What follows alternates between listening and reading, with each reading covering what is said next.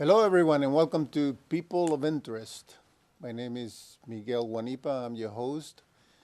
As you know, this show is based on the premise that everyone has a story, and so we invite the people here to our show to share the story, and maybe by hearing their stories, we can be enlightened, encouraged, and hopefully also inspired. Today, my guest is smart woman. She's also an entrepreneur, a wonderful lady, and she's a very, very good friend, very faithful friend. Her name is Donna Kennedy Picard. Picard-Kennedy. Picard-Kennedy. Hi, Donna. Thank you. Hey. Thank you for joining me. It's my pleasure to be here. You kidding? I was telling Donna not to make me laugh, and here she's already trying. That happens between us, though. You know what? You know what I want. I wanted to. One thing that I was thinking about before we talk about anything. I remember, so I can share with the viewers too, when my wife and I first moved to Whitensville. Donna, she lives a couple of houses from where we live, and this is our first time in this particular neighborhood. We used to live in another part of Whitensville, and Donna came over a couple of days later after we moved in, and she brought some cookies and a little gift for us. And you didn't know that it was us, right? You just thought these are just some people that are moving in, Yeah. and you thought, I'll do something nice. So that was very meaningful Oh, I'm glad. to us. Yay. And look now, right? You look now. Now you you're on invite me on over the for show. dinner. Yeah. So that was something that you like to do regularly. You like to welcome people. Yeah, I think it's important to have a sense of belonging wherever you are, whether it's a neighborhood or a business or whatever. Mm-hmm. We all need that sense of I fit in. So, yeah, Sense of what? that I fit in Oh, I somewhere. fit in. Yeah. I didn't. Yeah. I thought you were coming up with a big word there or something. Sense of I fit in. No. Sounds like a medicine, like I fit in. No, like ibuprofen. So is that something?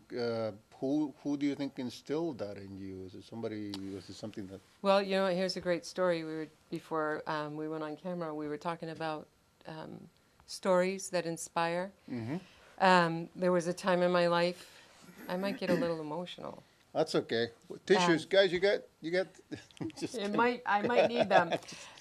There was a time in my life when I was alone with my children. Mm-hmm. Their father had left us, Mm-hmm. and the holidays were coming, and single mom, 3 kids, which I have more than that now, but with Christmas coming, I didn't have money to get gifts or food or stuff. And in this particular neighborhood, Christmas Eve, I opened the door. It's kind of a pay it forward thing. You need to, Yeah. There were gifts there and food. Oh. Yeah. And so Wonderful. I'm never going to forget that. So Oh. I think it's important that people, I never found out who did it. And it's probably good that I don't know Yeah. who did it, because you don't want to assign things to people. Mm-hmm. But it always made me think about how there's always someone who needs someone. So that's a good way to live life, right? Yeah. Yeah. So that was a moving inspiration for me, and I've tried to. I don't talk about those things that I do, but Mm-hmm. I try to make sure they get done with nobody looking. So That's good. yeah. So how old were your kids at that point?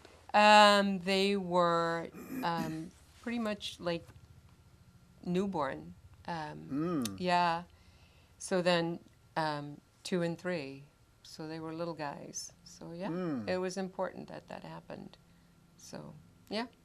And somebody just decided I'm gonna leave something Yeah. for you there. That's Yeah. very nice. Yeah. I've found money in my mail slot, and there. You know what? The world's gone crazy, but there's still good people out there. You still have that money? Because I've been missing some money. I don't know. Do you think somebody You're may the have one that gave it to me. picked it up and put it on your mailbox? They thought it was for It's me. supposed to be my mailbox. Oh, okay. I'll return it. Well, that's really nice. That's Yeah. really nice. So, but now you're kind of like, so that was some kind of challenging times for you. Yeah, yeah. It wasn't like, There were plenty of those. So Yeah. yeah. Yep. So where I am today and where I was in the past, very different. Very different. I have a grateful heart. Hmm. Yeah. So, yeah. But your husband came back later, right? Actually, no, we ended up getting a divorce. Oh, I'm sorry, I didn't No, notice. it's okay. Stuff happens in life, right? I thought it was always. Yeah, no, Huh. no. So yeah. Well, you said nothing's off limits, so. No, we can talk. I feel like I have nothing to hide. I'm pretty transparent about my life. And I think that's important too, because Yeah. that gives people the freedom to be imperfect. You know, because I think people look at my life now and they think, wow, you know, she's successful. She has a business. And my children are strong and doing well. And Yeah. so, but there's a backstory to that. And some of it is, for some people, would seem a little bit embarrassing, but I find I have nothing to hide. It's a great story of overcoming and victory. So Yeah. why hide, right? Well, that's what the show is about. Yeah, So, yeah. So here I am. all right. So, okay, so I'm sorry, I didn't know that part, but I guess this gentleman then left. Yeah. And then how long were you a single mother for? About 8 years. 8 years. Yeah, yeah. So, Wow. yep. And that Yeah. kind of, I mean, that build you up, I guess, a little bit, maybe, even though it was tough? Was it also learning something? It was a good learning curve. Yeah? Yeah, I learned it. I mean, I was always kind of physically strong. I still am a little bit. But like, you know, wallpaper and painting and stuff like that. It's kind of a creative edge too, but I did all that stuff myself. It was good. It was difficult. I'm sure that if you talk to my sons, it would be a different story. It might have been a little frightening for them. And at times it was for me, but when I look at where we are now, those are the things that kind of build you up. You know, your character. Yeah.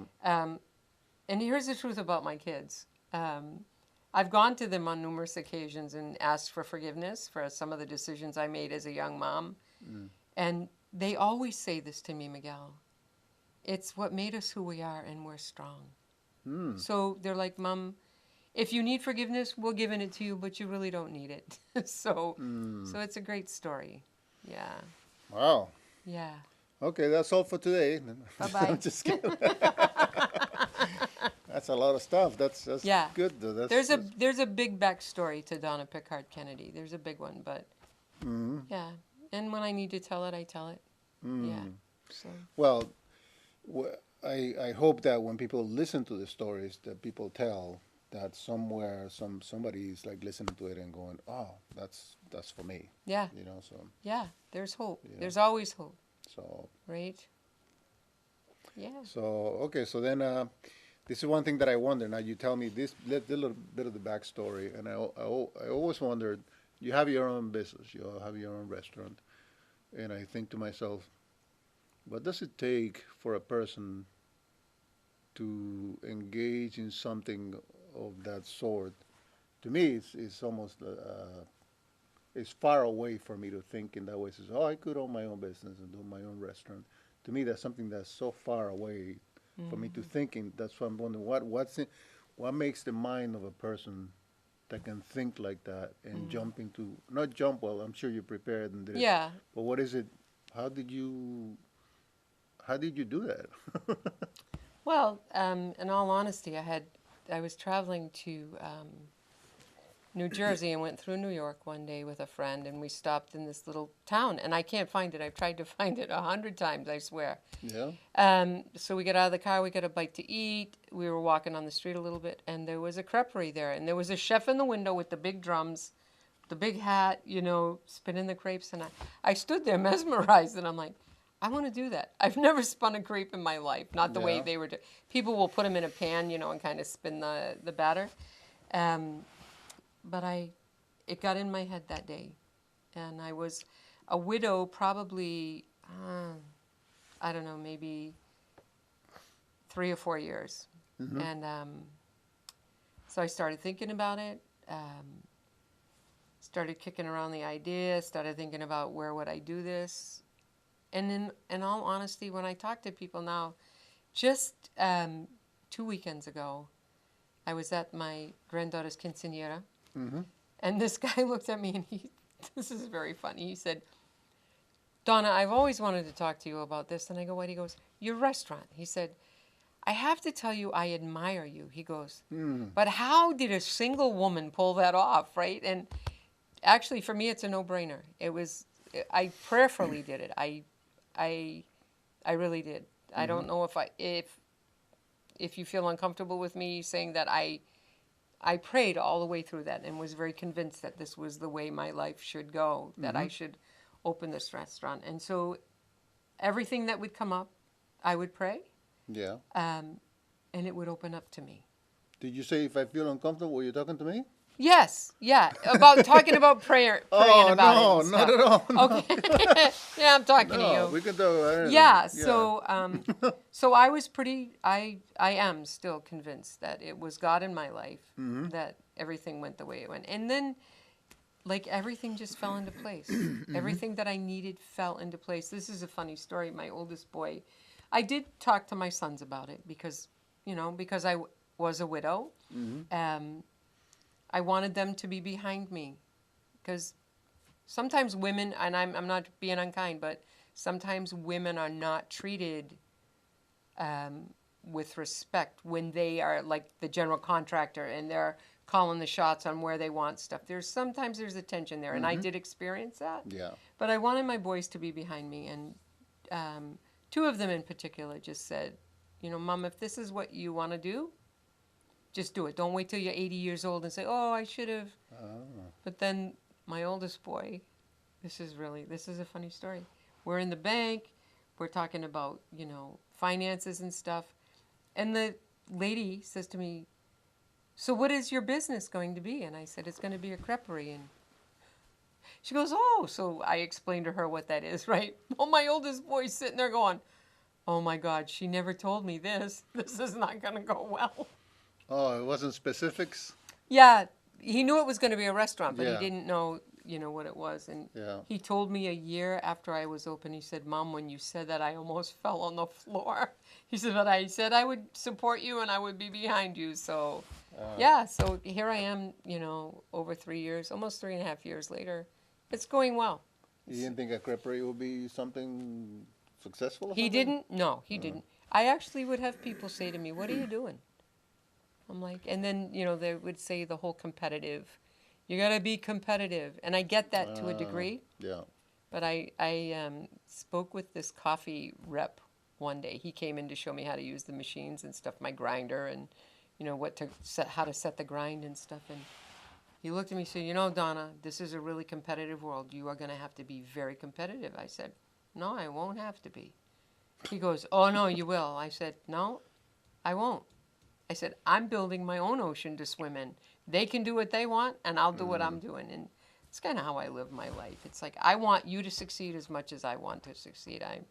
I don't want to crush you so that I can be successful. Oh, okay. Yeah. So it's like more like an attitude of I'm not watching what the other people is doing so I can maybe compete and Or make sure they steal. don't beat me or whatever. Yeah. But you're actually you're doing your job. And If you're convinced that what you're doing is what you're called to, you don't have to worry about that stuff. Like if another restaurant opens or what, people are like, oh, another restaurant's open. And I'm like, I hope they do really well. It's good for all of us, right? In a community. That's a little bit kind of like the way sometimes Christine, my wife, Yeah. she makes bags, and she's gone through a season where sometimes she's like over that now, but she did go through a season when she see other bag makers, and she would be thinking, oh my goodness, I got somebody else in the same show selling bags, and so she kind of worked that through to where the good kind of competition is good. It is It's good for everybody. Yes, if it you is. have different things that are well done, it's all good. Yeah, it is. So Yeah. there you And I met my husband in my business. go. Your husband? Yeah. You want to talk about your husband? I do want to talk about my husband. It's Mr. Kennedy. Yeah. You met him. You met him In at the Maison. creperie. Yeah, Oh. Yeah. Maison de Manger. Did I say that right? No, maison de manger. Maison. You sounded like a little Italian guy. Maison de manger. Mangia. Maison. Okay, maison de manger. Maison, say it again. Maison de manger. Maison de manger. Yes, c'est have to un do that? bon enfant. Oh, no. Here we go. There we How go. did you meet him? How did you meet your Well, husband? on a Saturday afternoon, he came in for a coffee to go. And so Yeah. the coffee bar is over in the corner, and Yeah. he goes, "How does this work?" And I said, "I'll show you." You know, he had a great smile and stuff, and so he starts talking to me, and he's like, "So, do you remember me?" And I look at him, I'm like, "No." He's like, "You don't remember me?" I'm like, "No." And I'm like, I remember everybody, so now I'm starting to... You said like no. No, I'm that, like, because I don't know who you are. I don't know who you are. You. Anyway, so then he goes, "Donna, we grew up together." Well, now he really scared me because he knew my name, right? Oh. I was like, oh no. And I honestly thought I was having a moment of forgetfulness, like that deep stuff that people are afraid of. Mm-hmm. So I'm like, "I'm sorry, sir, I cannot place you." And he goes, "Come on, your brother John was my best friend growing up." So there was another Donna Picard in Whitensville. And I know the family. I know the guy John he's talking about. Good friend of It's mine. another Donna Picard. Yes, but that was her maiden name, and this Okay. is my married name. So, Right. so now I'm indignant because he scared me so bad. I put my hands on my hips and I go, "You big dope." He goes like this. He looks at me and I go, "You come into my business making me think I forgot somebody I grew up with, and you don't know who you're talking to." And he's like, "Oh." So, but I was mad. I was upset that he did that to me. Yeah. I mean, great smile, great personality and stuff. Yeah. And I thought he was cute, but he walks out the door and I look down the hall in my kitchen and I look at my crew and I go, "That guy that just left, that guy's a dope." That's the way my wife felt about me when she first Yeah, met and me. now I Isn't that think funny? he's the best. He's the best. I adore that man. So, okay, so that was the first meeting. Yeah. So then Okay. we friend each other on Facebook. Mm-hmm. So he sent me a couple messages. It was over time. and So how do you know that it was you and if it wasn't the other Donna Picard on Facebook? If you were sending the message to the other Donna Picard? Well, no, he wasn't communicating with her. But so anyway, we're communicating back and forth on Messenger and stuff like that. And he sends me this message and he says, "If you ever want to talk on the phone, here's my phone number." Well, I'm old school. I'm not going to call the guy, right? Forget about on it. Facebook. Yeah, Okay. Facebook Messenger. Yeah. So, I send him a text back. I go, "Well, I probably won't call you, but here's my phone number." I send the text. Not even a minute later, the phone lights up. Right? It's him. So we talked, and he made me laugh so hard. I laughed so hard that first conversation that we had that I had a headache. And I thought, this guy's really funny. He's got some good jokes. Well, Or just his sense of humor. He's like, it's his sense of humor, and he's very his intelligent. delivery. Yeah, he's very intelligent, and I still to this day think he was trying to figure out if I was smart enough for him. What? But I caught you. If you were smart enough Well, for he him? said this really ridiculous. I don't even know what he was talking about. And he goes, "That was a palindrome." Oh, Well, and I start laughing. you looked it up? You Googled it right No, away? no, no. I know what a palindrome is. My youngest boy's I don't been a know what a palindrome fiend for his whole life. Oh. So I go, "That's not a palindrome." You corrected him I in his did. big word? And he started laughing. He started laughing. I'm like, this guy's okay. So then one of the times he was flying up, I send him a palindrome. What is a palindrome? It's when letters line up and it says the same thing going forward as it does backwards. Oh, okay. Yeah, Oh. Like, is Like that- mom is the best way. Mom is the Yeah, best, or okay. dad, Okay, it's okay, the okay. same way. What was the one I sent to him? He's getting ready to fly up north because he was down south. Mm-hmm. And the palindrome was do geese see God? Do geese see God? Do geese see God? It's a Do palindrome. Geese see, All right, so if you spell it do backwards, geese- it says the same do thing. Geese see God. So he texts me back, and he goes, "I don't know, I'll let you know." He didn't know it was a palindrome. Are you like a easy to make laugh though? I am Make easy you to make laugh? laugh. Yeah, I think So people are this guy funny. had it easy. No, he's very funny. Yeah. He's very funny. Yeah. Yeah, Oh, okay. and he's cute. Yeah, so Palindrome. a palindrome. I bet the guys in the No. No. So anyway, so then he FaceTime you. He sent you a message on FaceTime. He called yeah you up, and then you yeah. guys did a little date or something. And Well, yeah, he asked me if when he you was wanted up. to talk about your husband, so that's why I'm asking you. Yeah, no, Okay. when he no, when he actually asked me at some point if he hadn't fallen in love and I hadn't fallen in love, if he came back up here, would I consider going to dinner with him? And I thought, yeah, I'll consider it, but I don't know about it, right? But What? Because he's a yeah, dope. yeah, but he's the best dope. He's the best dope. Yeah, yeah, Well, that's a very nice story. He's yeah. probably gonna watch this and blush. I don't know. I don't know. I hope he does. All right, so let's go back then to you know what I was thinking today. Actually, I'll tell you something that I was thinking, and you let me know if it triggers anything in your mind. But it was an interesting thing because I was listening to a song, right? And it's a beautiful melody. The song had a beautiful, really like when you have a melody that you feel like you want to hum to it, Yeah. or you kind of like a silly guy. I'm in the Mm-hmm. car humming to it, but the words were really not living up to the melody. Yeah. The words were like, why are these words on this melody?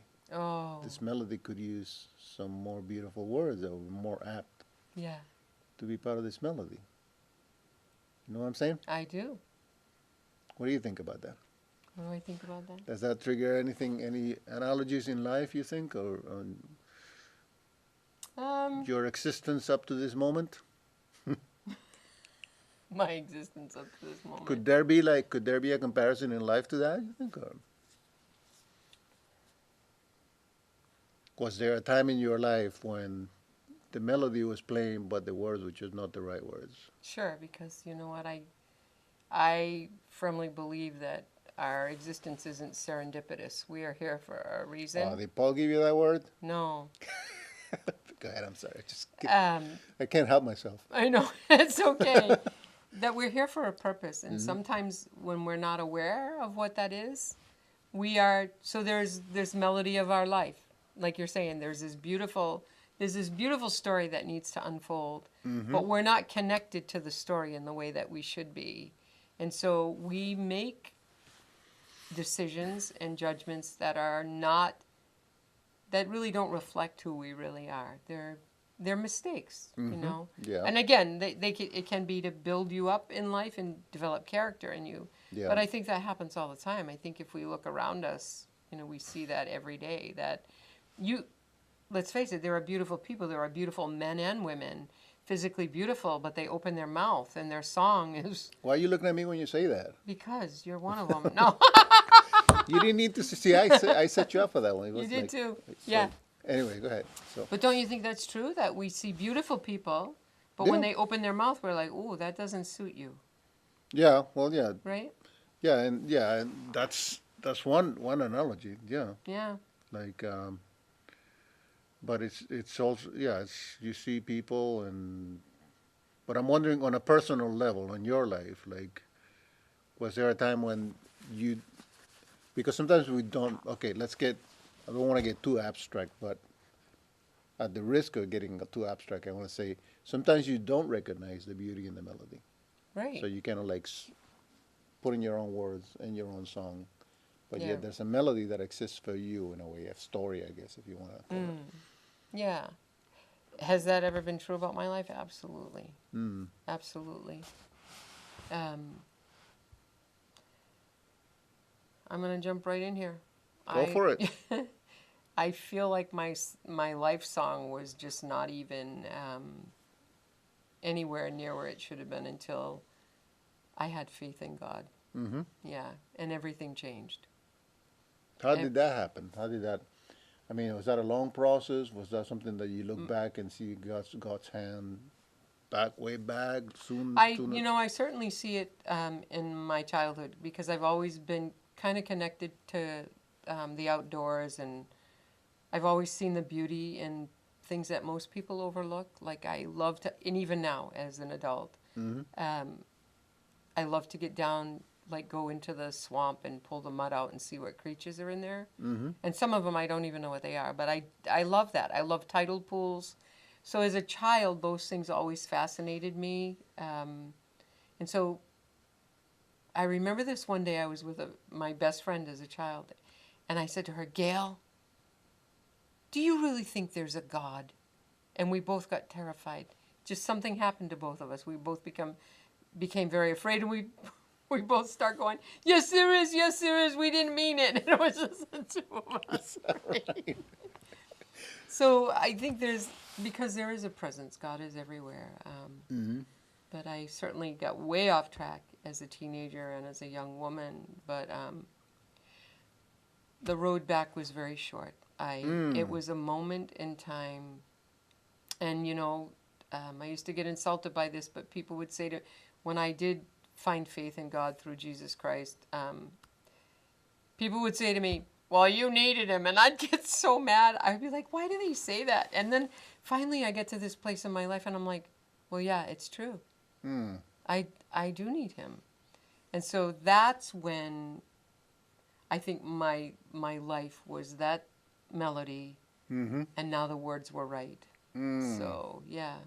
Because even as a child, I was very talented artistically and musically, but I couldn't, the pieces just would not come together. So, yeah. And now they're kind of nice. Things are coming together. Yeah. There's still the challenges in life that we all have. Yeah. It's not like... No, it's not a perfect world. Right. Yeah.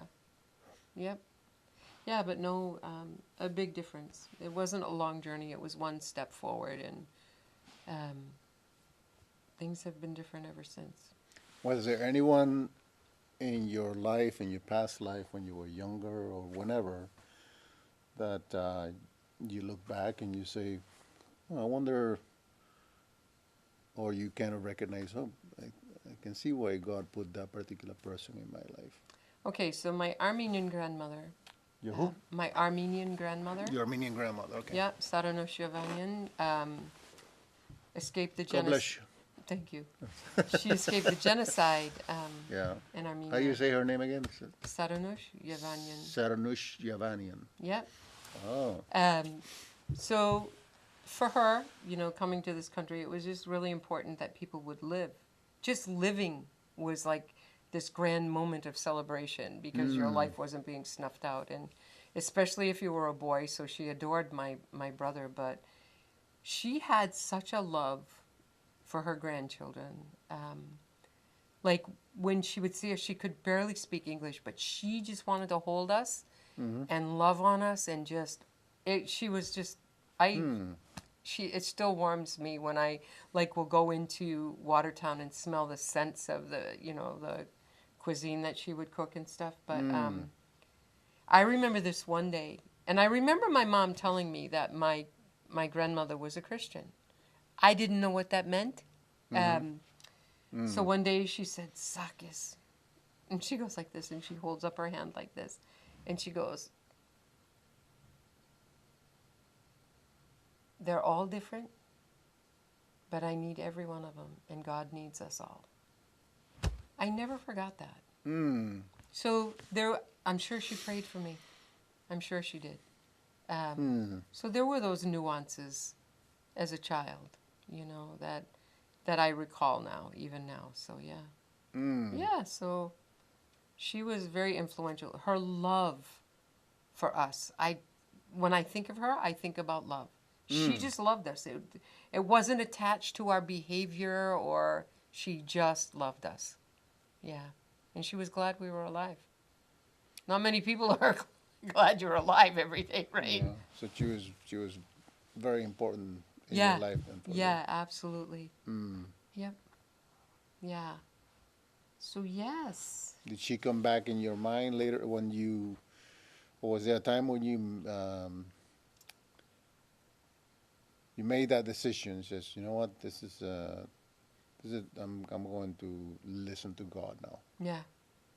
And then she was part of that in your Not in the mind. process of making that decision, but after Yeah. I made that decision, Yeah. I thought about her. You look back and I'm say, like, this is what oh. she's talking about. I Yeah. have an uncle like that in Venezuela. He's not alive anymore, but I have an uncle when I was a little kid, and he was the only uncle that ever talked to me about God. And I remember as a little kid, I was I would hear him talk very naturally about God, and it would be it would be a little not overly curious, but I wondered later on in life that nobody else did. Just he Yeah. would talk so naturally about it.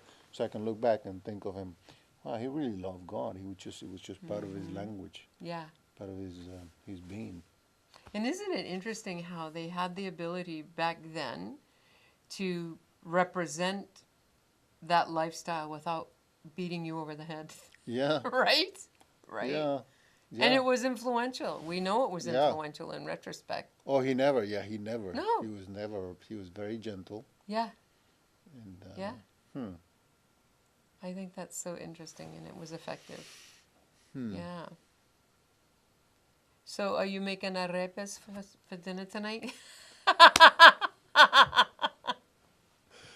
Are you coming over? If you're making them, yeah. Oh, I better call Christine then and tell her. I No. might be a little tired after this. Yeah, right. Long day. All right. What about one of the things I think about is also um, a story that you go back to often, whether it's a story in the Bible or a story in your life that you go back to often and say, that was very, very important to me that happened, or that was a really meaningful moment in for who I am as a person. I think my life in God was the most meaningful thing Mm-hmm. that happened for me. That's my favorite story. That's my favorite topic. I don't get to talk about it very much because I don't want to impose that on people, and I certainly don't want to do it to the TV audience to impose my faith on anybody. But that is the anchor of my life. That is what defines me. Well, you're here, people of interest. This isn't Usual Suspects? And invited you. You are one of the usual suspects. Yeah, right. I invited you to talk about anything, so I want you to tell me a little bit because I'm sure that is a wonderful story. And I'm sure that it is. anybody who hears about it Yeah. will want to hear what you have to say because it's coming from your heart, and I want to hear it. So tell me all of it from the beginning until when you became first aware, when you began to feel that calling, when you made that decision, how has it been, Yeah. all of it. Feel completely free to share Oh, that. well, here's the rundown. I was a young woman. I was alone. I spent a lot of time alone with my children. Mm-hmm. There were situations that I was in that were abusive. I've been beaten severely. I've had a gun held to my head. So just a lot of violence, a lot of disappointment, a lot of heartbreak, and so that's why people would say to me, "Well, you needed the Lord," and rightly so. That qualifies, right? But anyway, I had a nervous breakdown, Mm-hmm. and I was in the hospital for about a month, and I just struggled, and it was very spiritual even in there, just listening to the things that people would say, and so it created a sense of fear in me because I felt like my life was so out of control, and how would I ever raise my children? How would I ever be stable enough to do anything right? So fast forward a little bit, I was I was in a bar room. I was like 3 sheets to the wind. The bass player in the band was the guy that I had been with. We were living together, and the lead singer in the band, her family was up from Alabama, and they were born-again believers. The reasons they were in the bar was because they had never seen her perform, and this was their only chance to get to see her. Mm-hmm. So anyway, during their break, the lead guitarist, Ed Scoble, said to me, "Donna, you look horrible. What's going on?" I said, "Ed, I'm really afraid I'm going to end up in the hospital again. I'm having horrible anxiety. Things feel irrational." He said, "Well, come talk to my family. They know Jesus or something, and maybe they can help you. Right? So I sat down with them, and I, like I said, I was three sheets to the wind, but I still had enough wherewithal to know anxiety was landing on me, and so I started talking to them about it, and they said to me, "Do you know Jesus?" I'm like, "Yeah, that's the baby in the manger, right?" Yeah. Well, fair enough, right? So one thing led to another. They said to me, "You can have a personal relationship with him if you want." And so now I've always had this kind of ability to look like a hitman for the mafia. Like this can be stone on the outside, but everything's firing off inside. But I'll be looking at you like everything's fine. And so I'm just... Poker face Oh, kind of yeah. deal? Oh, yeah. Some of my friends will say, you should have been a hitman for the mafia. Kidding. So these two ladies, the mother to the lead singer and her sister, said, well, you could ask Jesus to be in your life. And I'm like, yeah, well, how do you know he's going to come? And the lady was very candid. She said, I don't know how, but I know he will. That's all I can tell you. And so they took me in the ladies' room. The mom, who was a big lady, got up against the door. The other one, we were praying. I started telling them everything I ever did wrong in my life. I'm serious.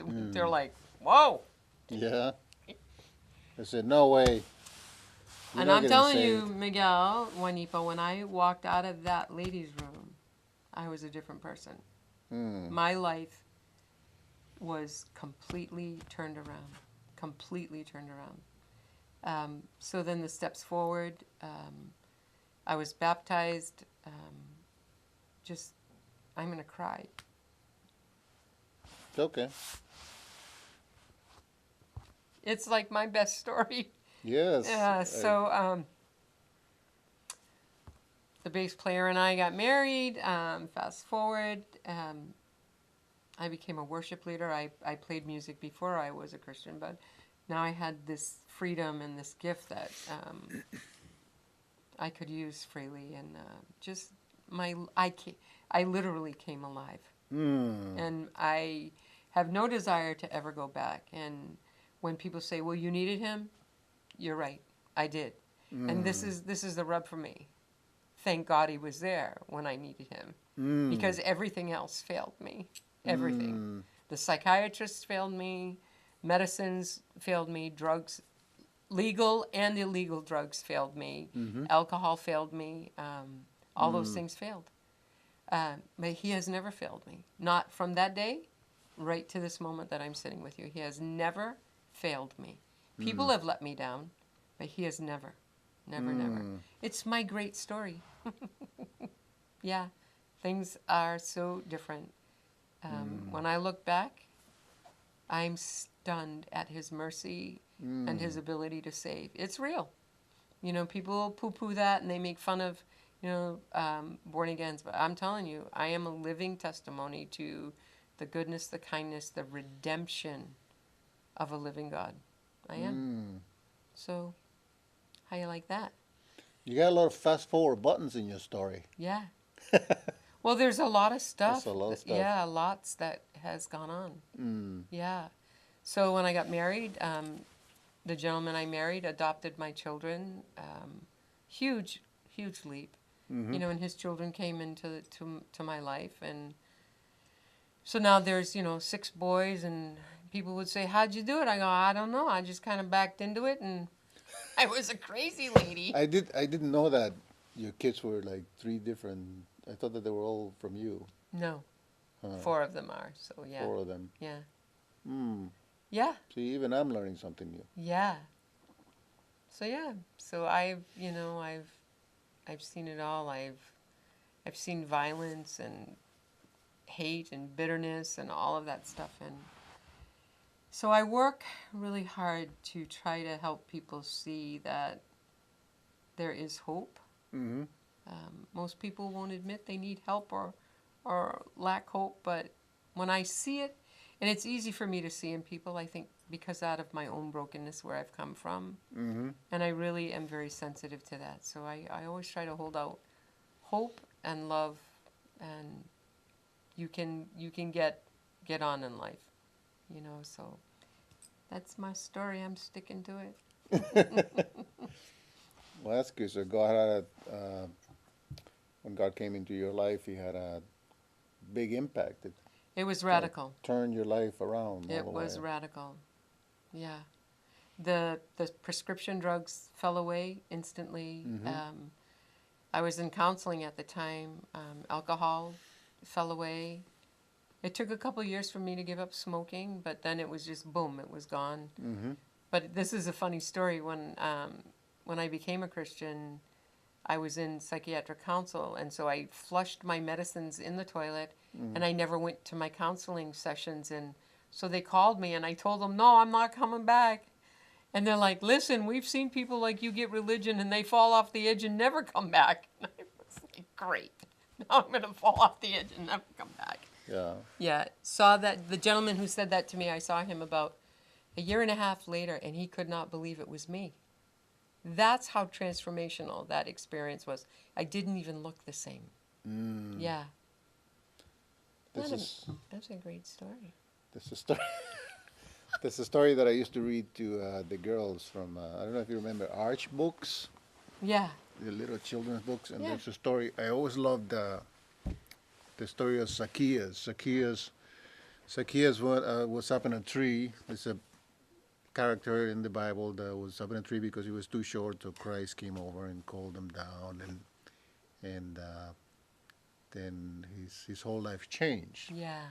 But the book is really wonderful the way it's illustrated, because you see Zacchaeus, the first scenes of Zacchaeus in the story, he has a very hard face. And then the day after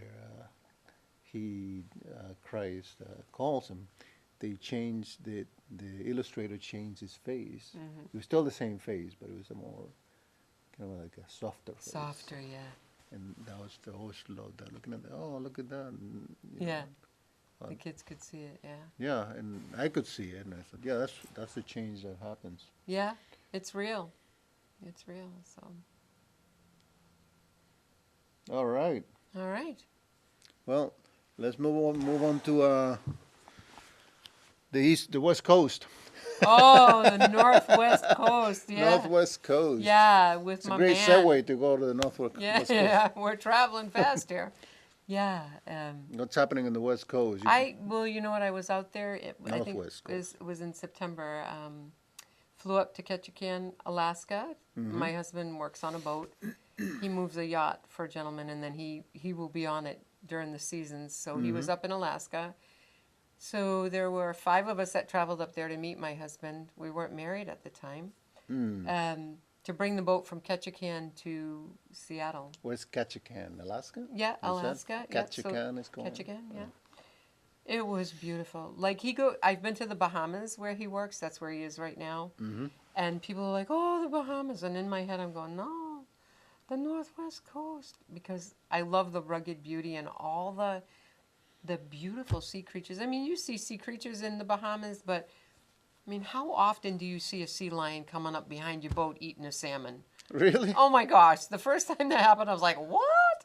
Yeah. Yeah, and then so you see whales and orcas and seals, and it's just so beautiful. It's just beautiful. So yeah, and then when I was up in Ketchikan, we saw the salmon running. Yeah, yeah. That is phenomenal. You could see them up. Oh my gosh! And Wow. and once they get where they're going, they die. I feel bad. They do? Well, don't they mate or something? Yeah, and then spawn and then they die. And then they die. Don't they go? They don't go back down. No, they die. So it's better if we catch them before they get. You want to there. get them before they're upstream. Yeah. And then they. Well, wait a minute. So then they leave the eggs there, Yeah, and then get fertilized, and boom, that's it. and then they're born on their own. And Yeah. Just And the interesting thing about that is that the offspring will go back where they were born. And just like, okay, so how does that happen, right? That's that whole phenomenon of creation. connected to the same Yeah. conversation we were having. Yes, yeah. So tell me about this. You said I didn't know that this was a new tattoo because I didn't know how many tattoos you have. But this is a new. How many tattoos do you have? I don't have any. You don't? You should get one. Faye keeps telling me, Dad, you should get an Should anchor get- or whatever. Yeah, and have, your wife's name, Christine? I'm Put kind on- of a I'm kind of a wimp when it comes to pain. Yeah, then I you don't want to do it. I don't look for pain voluntarily. If it finds me, You deal with it, I right? deal But with it, I'm not but setting I'm not myself looking- up. I'm not gonna look for it. Yeah, pretty wise. But what do you got? What do we have here? It's an arrow, and it's a mirrored image of the word 12. Okay. Yeah, so you want to know what that means? Well, yes, that's why I asked. I'm teasing you. It represents completion and perfection, the number Okay. 12 in the Hebrew culture. So, yeah, Is that where there were 12 tribes and so There you forth? go. Okay. yeah. Why You'll is see 12 a lot in ruling things that rule over. Oh, that must be the 12th. Excuse me. I forgot to turn this off. Anyway, how you like sorry that? about that. You should be. That's my mother. Was your mom? Yeah. Anyway, That's so funny. so Mom. why the mirror image? What's the is this Well, instead loop of or putting something? no, just instead of putting 12, 12, Yeah. this is just a nice expression of 12, 12. So Oh, to make okay. it look like an arrow and yeah. So And- the arrow is significant to me too about striking the arrows on the ground. Mm-hmm. Yeah. So Well, tell me that story. The striking no, the I arrow. don't want to. Well, the people in the audience may not know what you're Well, they talking can about. find it in the Bible. Which one? Well, tell me which one is it, so I try to recollect. It's Elijah with who's the king? Who's the king? He says, "Take the arrows and strike the guy." Ahab. No, not Ahab. I should know this. That's okay. Well, this Anyway, strikes the arrows. so on he what? says, "Strike the arrows on the ground," you Yeah. know, and so he only struck them a few times, and Oh, Elisha okay, says, right. "No, if you would have struck them, you would have Struck defeated it your more enemy." times, Yeah, right, so right. yeah, Huh. yeah, so strike the arrow. And I remember one time you told me about because you seem to have you like these kinds of phrases. There's a Hebrew phrase one time that you told me that is kind of a loop. Oh no, I am my beloved, and my beloved is Right. mine. Yeah, from the So- Song of Solomon. So it's kind of like Yeah. what's the mystery in that? You tell me something that was kind of Well, yeah, and I The didn't know beauty of it. it. My dermatologist is Jewish, and so it's inscribed in every Jewish wedding ring. mm-hmm. And she said to me, "Do you know what it means?" And I said, "Well, you know, I'm my beloved, and my beloved is mine." But in the language, and I don't, I've studied the language a little bit, not to speak it, just to the what each letter means and stuff. So, Right, right. So essentially, what's happening in that verse is that it's an interlocking of the letters and the words, Yeah. and it is actually representative of the union of a man and woman. Mm-hmm. So it's not just I am my beloved's and my beloved is mine. There's more symbolism going on in there with the letters than most people are aware of, especially when you're not you're not Jewish. So yeah, I thought that was wonderful, and that it's just this wonderful poetry that we miss through translation. So yeah, I thought that was beautiful. Your dermatologist who's Jewish told yeah. you that. Yeah. She's a beautiful woman. Huh. Yeah. Does she know you're a Christian, or She do you does. share that with her? Yeah, she does know. Because there's a channel on YouTube. It's called One for Israel, and it's Jewish people that found Jesus to be the Messiah that they were looking for, and there's a recurring story where they're talking about Jesus, and a lot of them are saying, "Well, I thought just Jesus was a Catholic God," and they didn't know that Jesus was Jewish until somebody told them. And there's also a lot of repeated stories where they go to the same verse, which is Isaiah 53, and they're surprised to find that there's some of them, and some of the stories I hear. So One for Israel is really good, Jonathan. Some of the stories. They said when they read that, they thought, "This is not my Bible. It is in your Old Testament right there." But that verse is so key, Isaiah 53, that a lot of them just changed just by reading that. And the funny thing is that they said, the same people were saying, in the synagogues, they go over that chapter. They don't They look at it. do? Yeah, they omit it. Wow. And says, I didn't even know that was there. Oh my gosh. But you hear, there's a lot of stories about the Jewish people that are recognizing Jesus as the Messiah in that channel. But there's so many that it always has to do with that chapter in Isaiah. Really? It's the funniest thing. Yeah, that's pretty amazing. That they would just even skip over it, right? Yeah. Maybe Very interesting that they do that. Yeah. Yeah. But Yeah. anyway, Yeah. well, Excuse me. what are you? One last question is, what are you reading these days besides the Bible, which is a wonderful book? I'm reading. Well, I'm actually reading 2 books, maybe 3. Do you but- like? Book? Nah, this it or depends on at my the same mood. time, or? Depends on my mood. So there's this guy, Erwin Raphael McManus. He's a great author. He's a great speaker. But for Christmas, we did a little swap, Santa swap at Maison, my crew and I. And so this gal got me a book by Erwin McManus. It's called Soul Cravings, and it's just been a really good book. About how our soul will push us around if we're not careful. You know, because there's things that we need. There's like, you need to be loved, you need to be accepted. So if that doesn't happen in the right way, you'll seek it out the wrong way. So it's just been a really great book. And then this other book, my husband just bought it for me recently. I wish I could remember the title, but it's about a spy, an American spy, who was killed in Russia. And so there was a lot of question about it, and so this friend It's a true story? It's a true story. Oh, okay. The spy, I don't know. It's very intriguing, but a family friend heard about the report, the death report and stuff. You know, it was supposed to be he was killed accidentally because they were going through a checkpoint and people opened fire on them, and he was killed in the drive-by. Well, the guy had a bullet in the front of his head, so if he was driving away, it wouldn't have been in the front of his head. Okay, yeah. So it made this young man very suspicious, and so now I'm reading about all the backstory to how this man died. So Did they ever solve that situation? well, I don't know that it's been resolved legally, but the young man makes a pretty good case that he was killed by. Let's leave it at that. All right. Yeah, you don't want to spoil it, but we probably don't want to end the show on somebody getting murdered in Russia. So. How about? Have you heard any jokes lately? Funny stories? You can tell me one. Funny stories. Well, sometimes things are funny to me that are not funny to other people. But let me think. Let me think a funny story. I don't know. Or dreams, funny dreams. I had a dream the other day. I was eating this marshmallow. I'm laughing already. Yeah. I'm eating this marshmallow. Yeah, huge marshmallow, and Dang. I woke up and my pillow was missing. Well, there you go. You're a goofball. So I said to myself, I said, no.